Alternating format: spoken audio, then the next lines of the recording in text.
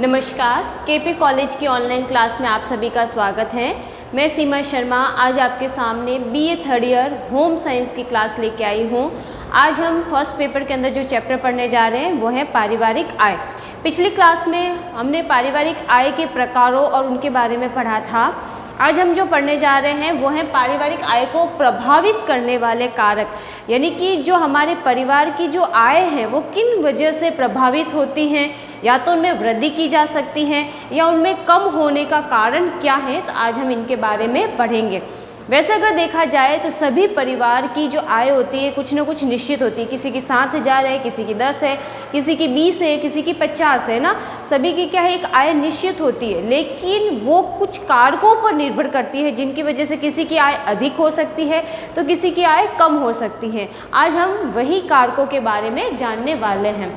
सबसे पहले अगर देखते हैं परिवार की जो आय को प्रभावित करने वाला कारक है वो है वास्तविक आय।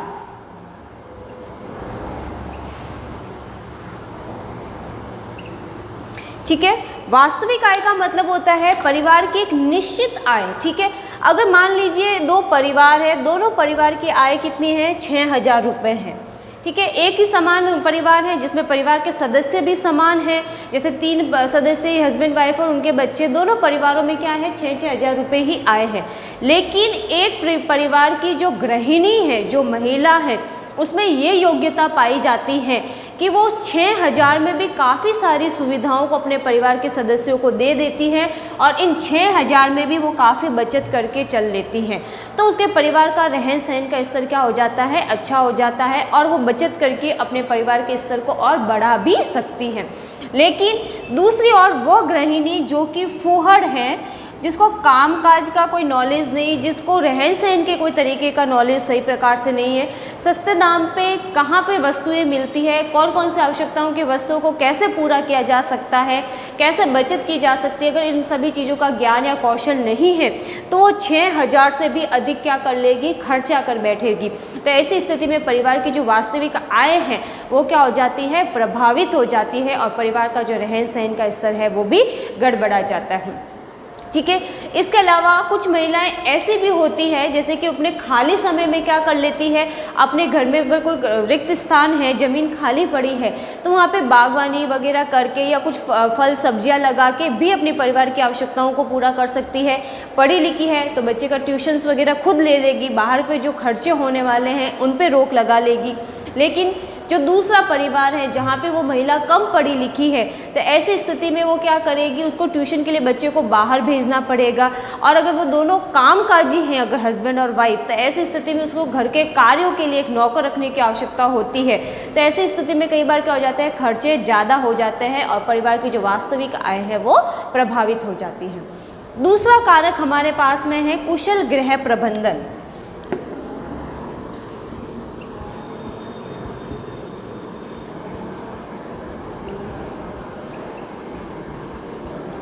कुशल गृह प्रबंधन से तात्पर्य है कि परिवार के जो सदस्य हैं जो कि परिवार की आवश्यकताओं की पूर्ति करते हैं, उनमें अगर ये योग्यता है कि वो बचत भी कर ले, परिवार के सदस्यों की आवश्यकताओं की भी पूर्ति कर ले और परिवार के सभी सदस्य आपस में मिलकर एक अच्छा सहयोग प्रदान करते हैं, कार्यों में मदद करते हैं और अपने खाली कार्यों में कुछ ऐसा कार्य करते हैं जिससे अतिरिक्त आय का अर्जन हो सके। तो ऐसे में क्या हो जाता है, परिवार का जो प्रबंधन है वो अच्छी प्रकार से किया जा सकता है और उसकी वजह से काफ़ी अपनी अच्छी मात्रा में आय में वृद्धि की जा सकती है। मान लीजिए अगर एक संयुक्त परिवार है, वहाँ पे वृद्ध व्यक्ति जो है बच्चों का ध्यान रख लेते हैं, महिलाएं घर का काम कर लेती हैं, बच्चे अगर जो हैं वो घर के काम में सहयोग प्रदान कर लेते हैं, या अगर कोई बड़े बच्चे हैं किशोरावस्था के तो अपने छोटे भाई बहनों को पढ़ा सकते हैं।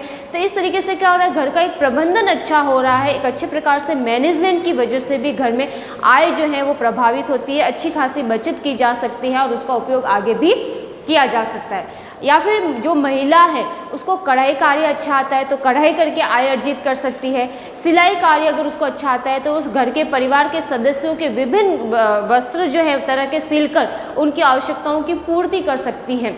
तो ऐसे में क्या हो जाएगा, जो वस्त्र पे होने वाला खर्चा है वो उस महिला ने बचा लिया और वो जो पैसे हैं वो घर के किसी अन्य कार्य में या सेविंग कार्य में भी लगाए जा सकते हैं। तो ये हो गया एक कुशल गृह प्रबंधन, जो महिला अपने योग्यता और ज्ञान के माध्यम से परिवार में एक अच्छा आयोजन भी कर लेती है, आय भी अर्जित कर लेती है और जो वास्तविक आय है उसमें से कुछ बचत करके भी चल लेती है।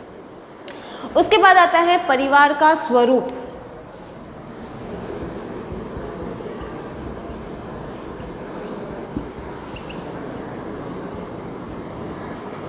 परिवार के स्वरूप से तात्पर्य है कि जैसे कि एक परिवार है, परिवार दो तरीके के होते हैं, सभी को पता है। एक होता है एकल परिवार और दूसरा होता है संयुक्त परिवार।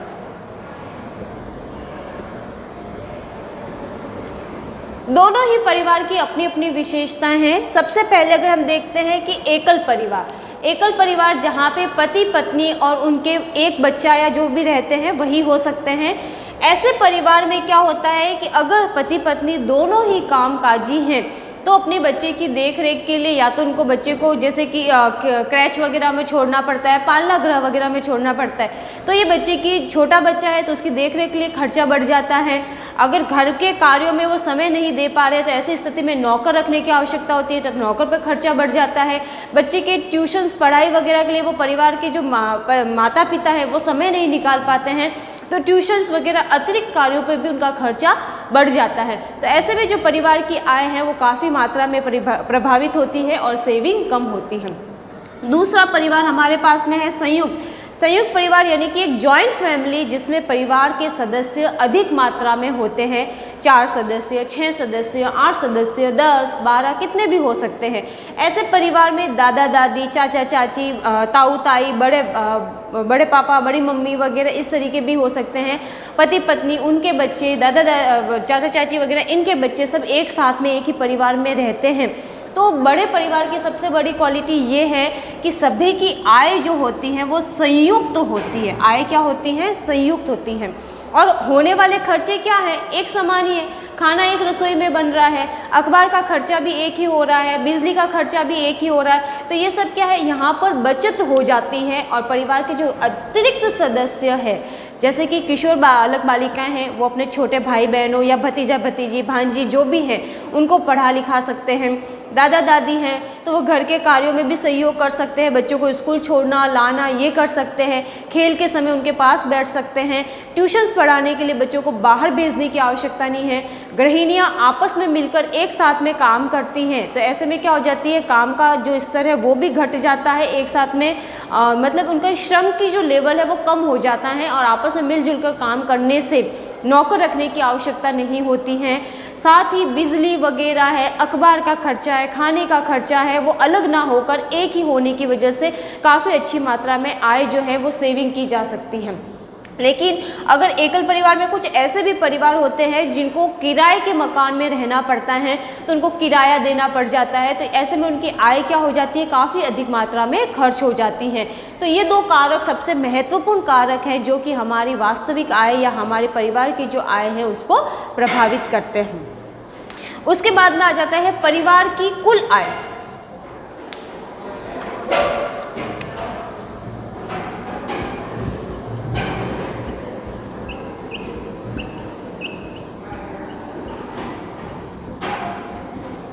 परिवार की कुल आय मतलब यानी कि परिवार के जितने भी सदस्य हैं उन सभी की आय को मिलाकर जो एक वास्तविक आय होती है उसको कहा जाता है परिवार की कुल आय। इसमें ना तो बोनस जोड़ा जा सकता है, ना कोई उपहार जोड़ा जा सकता है, ना ही किसी प्रकार की जो अतिरिक्त जो लाभ हो रहे हैं उनको जोड़ा नहीं जा सकता है। इसमें वही आय आती है जो कि हम मंथली कमा रहे हैं या जो हमारी सालाना आ रही है, जिसको फिक्स एक आय होती है जिसमें ना तो कमी होती है ना ही अधिक वृद्धि कभी देखी जा सकती है ना। एक लिमिटेड जैसे 6,000 हर महीने आ रहे हैं तो 6,000 ही वो उसमें गिने जाएंगे। लेकिन अगर कभी बोनस मिल गया, कोई गिफ्ट मिल गया, उपहार मिल गया तो वो वास्तविक आय के अंतर्गत नहीं आता है, उसको अलग से बोला जा सकता है क्योंकि ये अलग काम में लिए जा सकते, क्योंकि वो कभी कभार अचानक होने वाली या त्योहारों पर मिलने वाली स्थिति में होता है। तो ऐसी स्थिति में वो परिवार की कुल आय में नहीं होता है। परिवार की कुल आय वही है जो परिवार के सभी सदस्यों की जो हो सकती है। अगर परिवार में 2 सदस्य कमा रहे हैं तो दोनों सदस्यों की जो टोटल आय है वो, या एक ही कमाने वाला है तो वही आय हो सकती है। ऐसे में क्या हो जाता है, जिस परिवार में कमाने वाले सदस्यों की संख्या ज़्यादा है उनका रहन सहन का स्तर क्या हो जाएगा, ऊंचा उठ जाएगा, क्योंकि वहाँ पर होने वाले खाने का खर्चा, पढ़ाई का खर्चा, उनकी अखबार का खर्चा, बिजली का खर्चा, ये सभी क्या होता है, एक ही होता है, लिमिटेड होता है। लेकिन जब एकल परिवार है तो उसमें कई बार क्या हो जाता है कि उनको किराया वगैरह देना पड़ता है, ट्यूशन्स के लिए अच्छा अलग से खर्च करना पड़ता है, अगर नौकर रखे जा रहे हैं तो उसके लिए अलग खर्च करना है, छोटा बच्चा है तो उसको क्रैच वगैरह में छोड़ा जाता है तो उस पर अनावश्यक खर्च बढ़ जाते हैं। तो ऐसे में उन परिवार के सदस्यों का स्तर क्या हो जाता है, निम्न हो जाता है, क्योंकि उनके खर्चे ज़्यादा है, आय कम है। और संयुक्त परिवार में, जिनमें परिवार में सदस्य की संख्या ज़्यादा है, वहाँ पे आय ज़्यादा है और खर्चे क्या हो जाते हैं, कम हो जाते हैं। तो ऐसे में क्या हो जाता है, जो संयुक्त परिवार के सदस्य हैं वहाँ पे उनका रहन सहन का स्तर ऊँचा उठ जाता है। फिर आता है वस्तुओं एवं सेवाओं का अगर उचित उपयोग किया जाए,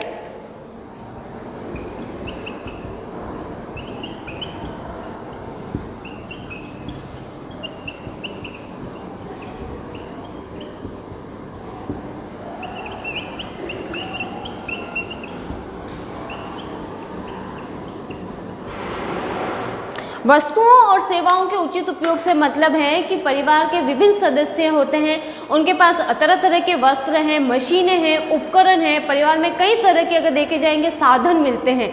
अगर उन साधनों के उपयोग के पश्चात उनको व्यवस्थित तरीके से पोंछकर, साफ करके, डिब्बे में बंद कर या सही तरीके से जमा कर रखा जाए तो उनकी जो लाइफ है वो बढ़ जाती है, यानी कि उनका उपयोग हम लंबे समय तक कर सकते हैं। और बार बार उपयोग में लेने की वजह से उनका कई बार क्या हो जाता है, उन पे होने वाले अवांछित खर्चों को भी रोका जा सकता है। मान लीजिए किसी परिवार में कूलर खरीदा गया, उसका उपयोग गर्मियों में किया गया, पानी डाला गया वगैरह डाला गया उसमें, लेकिन जैसे ही सर्दी आ रही है उसकी ज़रूरत नहीं है अभी, तो उसको अच्छे से पोंछकर, खाली करके, सुखाकर, उसके पश्चात उसको अच्छे से कलर वगैरह करके या ऑयलिंग वगैरह करके रख लेना चाहिए, ताकि ना तो मशीन ख़राब हो, ना ही उसमें जंग लगने वगैरह का डर रहे।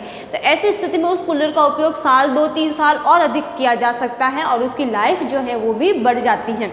लेकिन मान लीजिए अगर उस कूलर पर ध्यान ना दिया गया, पानी भरा हुआ रहता है, मच्छर हो जाएंगे, उसमें जंग लग जाएगी, कलर निकल रहा है, कलर पर ध्यान ना दिया गया, तो ऐसे में उस कूलर की लाइफ जो है वो क्या हो रही है, कम होती जा रही है। और एक समय ऐसा आएगा जब वो टूट फूट जाएगा, पानी निकलना शुरू हो जाएगा, मशीन जाम हो जाएगी, तो हमको नया कूलर खरीदना पड़ेगा और वो ज़्यादा समय ना चलकर एक बार चलने पर ही क्या हो जाता है, उस पर होने वाले खर्चे बार बार होने लग जाते हैं। तो ये हो गया कि परिवार में जो उचित सेवाएं या वस्तुएं जो भी मिल रही है उसका इस प्रकार से उपयोग करना कि उसकी जो उम्र को बढ़ाया जा सके या फिर उसको लंबे समय तक जो है उपयोग में लिया जा सके।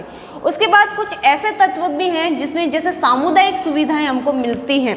सामुदायिक सुविधाओं का मतलब है कि सार्वजनिक तौर पे सरकार के माध्यम से कुछ सुविधाएं मिल रही हैं, उसका उपयोग कर भी हम हमारी आय में बचत कर सकते हैं। जैसे छठा पॉइंट हमारे पास सामुदायिक सुविधाएं।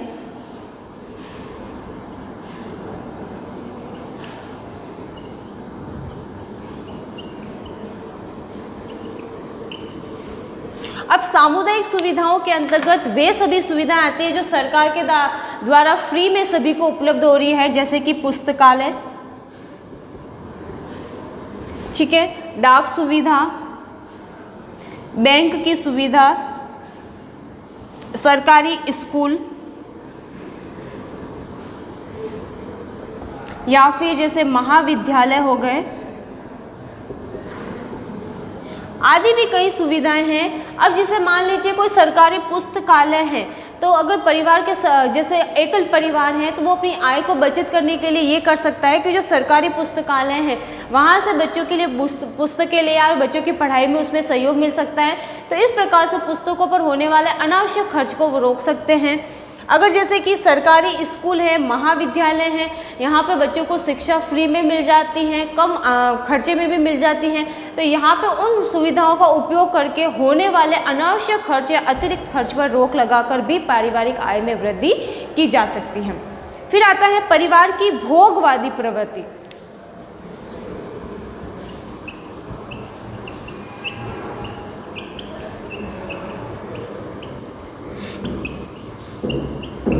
देखिए इसमें क्या होता है कि जैसे भोगवादी प्रवृत्ति का मतलब है दो परिवार हैं, ठीक है। एक परिवार क्या होता है कि आध्यात्मिक प्रकार का है, यानी कि उनको ज़्यादा कोई उपकरण वगैरह मशीनें या ज़्यादा नई से नई तकनीकें या ज़्यादा खर्चे वाली चीज़ें पसंद नहीं हैं, तो वो क्या होगा लिमिटेड सामान में भी अपनी जो है गुजारा कर लेते हैं, अपना जीवन जो है अच्छे से निभा लेते हैं, अच्छे से उसको सुखी रख कर भी संपन्न कर सकते हैं ना। लेकिन एक परिवार ऐसा है जिसको उपभोगवादी है, वो उनको नई नई तकनीकें चाहिए, नई नई चीज़ें चाहिए, ज़रूरत की जितनी भी चीज़ें हैं उनका उपयोग करना है, क्योंकि उनको अपना लाइफ साइकिल अच्छा बनाना है, अपना मतलब स्टैंडर्ड बनाए रखना है, वो किसी भी चीज़ में कॉम्प्रोमाइज़ नहीं कर सकते हैं। तो ऐसी स्थिति में क्या हो जाता है, जो उपभोगवादी वाले व्यक्ति होते हैं वो हर चीज़ को पाने के लिए एक तो आगे बढ़ के काम करने की कोशिश करते हैं, अधिक से अधिक आय अर्जित करने की कोशिश करते हैं। कई बार ऐसी स्थिति में ये जो व्यक्ति होते हैं गलत रास्ते पर भी चले जाते हैं और अधिक पैसा कमाने की उनमें इच्छा हो जाती है, क्योंकि उनको क्या अपनी किसी भी आवश्यकताओं में कॉम्प्रोमाइज़ नहीं करना है, उनको सभी आवश्यकताओं की पूर्ति करना है, चाहे नए तरह के फ़ोन हो, नई तरह की उनकी सुविधाएं हैं, मशीनी हैं, उपकरण वगैरह जो भी चाहिए, उन सभी के लिए वो लगातार प्रयासरत रहते हैं और उनका उपयोग करते हैं। तो ऐसे में क्या हो जाता है, उनके खर्चे बढ़ जाते हैं और उनकी आय क्या होती है लिमिटेड भी हो सकती है, जिसकी वजह से उनके खर्चे ज़्यादा होते हैं और सेविंग कम होती है। लेकिन आध्यात्मिक प्रवृत्ति वाले कम आय में भी अच्छा कम कर लेते हैं गुजारा, और उसमें से कई बार बचत कर कर भी अपनी रख लेते हैं और परिवार का रहन सहन का स्तर जो है अच्छा बना लेते हैं। फिर आ जाता है परिवार में जैसे कि उपभोग का ढंग, अगली जो इसकी प्रभावित करने वाला कारक है।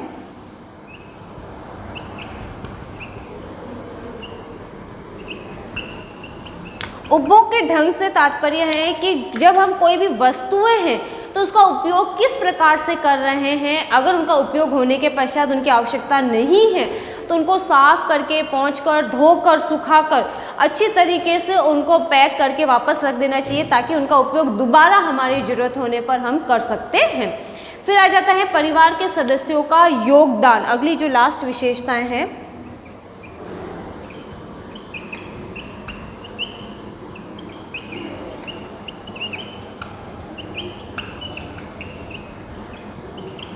इसमें देखिए परिवार के जितने भी सदस्य हैं वो किसी न किसी रूप में योगदान दे सकते हैं। जैसे गृहिणियाँ घर का कार्य करने के पश्चात अगर खाली समय बचता है तो उसमें अगर किसी को सिलाई का क्रिया आती है तो सिलाई करके उसमें होने वाले खर्चों पर रोक लगा सकती है, या फिर सिलाई कार्य करके अतिरिक्त आय अर्जित कर सकती है। कुछ महिलाएं बागवानी कार्य करके घर पे सब्जियों वगैरह पर होने वाले खर्चों पर रोक लगा सकती हैं।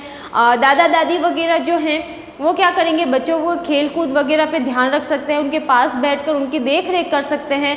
अन्य जो सदस्य बच्चों को पढ़ाने, ट्यूशन्स लेने वगैरह का कार्य कर सकते हैं, तो उन पे होने वाले अनावश्यक खर्चों पर क्या की जा सकती है, रोक की जा सकती है और परिवार की आय में जो है वृद्धि की जा सकती है। तो आज हमने देखा कि पारिवारिक आय को प्रभावित करने वाले कारक, जिसमें वास्तविक आय, कुशल गृह प्रबंधन, परिवार का स्वरूप, परिवार की कुल आय, परिवार में सेवाओं और वस्तुओं का उचित उपयोग करना, सामुदायिक सुविधाओं का उपयोग लेना, परिवार की भोगवादी प्रवृत्ति, उपभोग का ढंग, परिवार के सदस्यों का योगदान। तो आज का जो हमारा चैप्टर है वो यहीं खत्म होता है।